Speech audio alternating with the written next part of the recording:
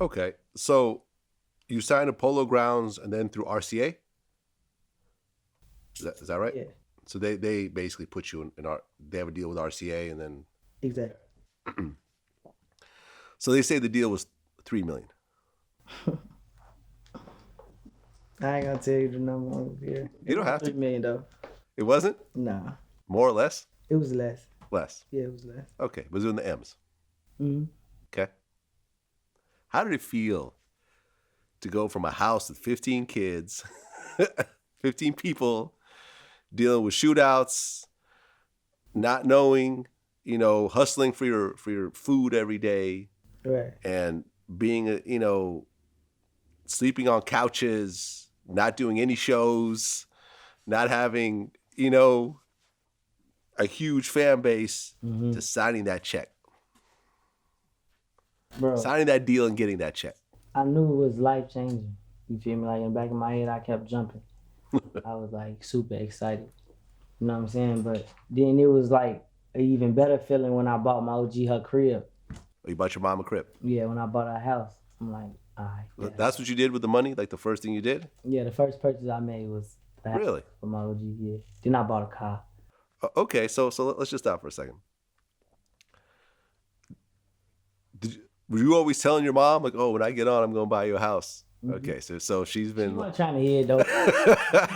You feel me? She like, boy, your ass lucky you get on. You feel me? Like, you feel me? I got on, though. Okay. What was her reaction when you told her that you're buying her a house? She was screaming. Then she started crying. She was like happy and shit, tearing up and shit. And then I'm like, all right, I go to the crib. And she in that joint, getting on my goddamn nerve, calling me. Okay, you bought your mom a house. Yeah. Then you bought yourself a car. Mm-hmm. What'd you get? I didn't get nothing too fancy. I got a Challenger. Okay.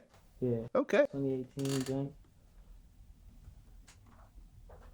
I'm in a business of saving it. Right. Well, and to be fair, when you talk about the music business, that money's not exactly yours. It's kind of a loan against your future sales. Even though they're not going to ask for it back, technically you got to earn that money back. You got to recoup. Yeah. Exactly. So it's kind of your money, but kind of not your money either. Uh-huh. You see what I'm saying? So you signed the deal.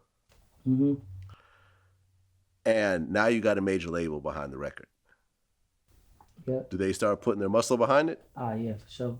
So how do they kind of amplify the record? Shit, a lot of radio. It was a lot of radio. That's what the major labels still have. This is why people are like, oh, I'm independent. I'm always going to say independent.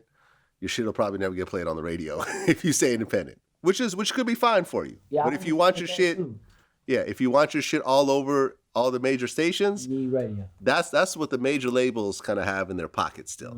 The relationships and all the program directors, and they could make a phone call and suddenly your shit get played everywhere. So how did that feel to start having your shit all over the radio? Man, you feel me? It was like, just like every other good experience that was happening at the time. You know what I'm saying? And it was happening fast. It wasn't overwhelming. I was just soaking it all in. And I was trying to prepare myself to go from 0 to 100. You feel me? Like from little boy to grown man. Right. Well, Envy Me actually hit the Hot 100 charts. I think it was up to 41. No, it went higher than that. It went higher than that. It went like 30 something. 30 something? Was it 36? 36, something like that. I mean, you're 36 out of the millions of songs that are out there right now. I mean, that's still a high. And it's top 5 on radio still. Top 5. Okay. When did Meek Mill start coming around?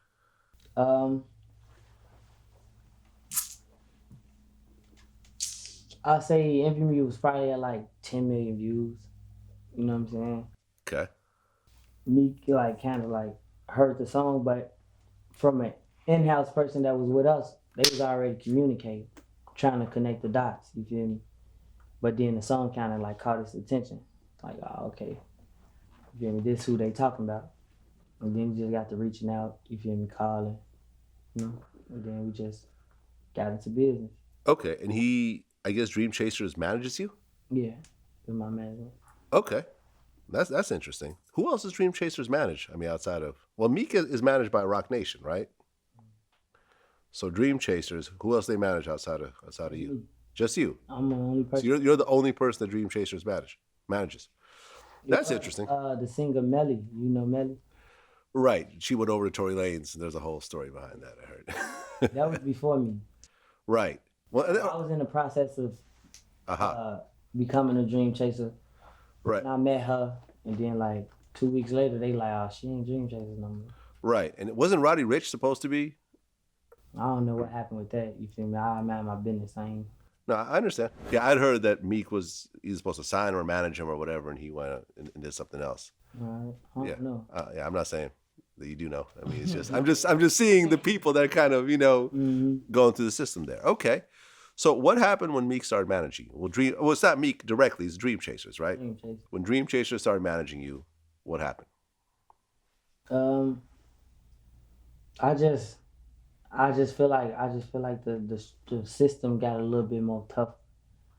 We got a little stronger. You know what I'm saying? We already had an operating system within my entity, which is Wild Boys. I ain't got my chain on. I just reached for my chain. I ain't got my chain on right now, but Wild Boys is my entity. You know what I'm saying? But I just felt like I needed to be stronger on management. So I just tried to like think of a good business decision. I'm like, okay, they can help. So when I went over there, they kind of like gave me a little bit more structure, a little bit more order. You know what I'm saying? And then they bring opportunities to me that I probably wouldn't have seen. Okay, like what? Can you give some examples?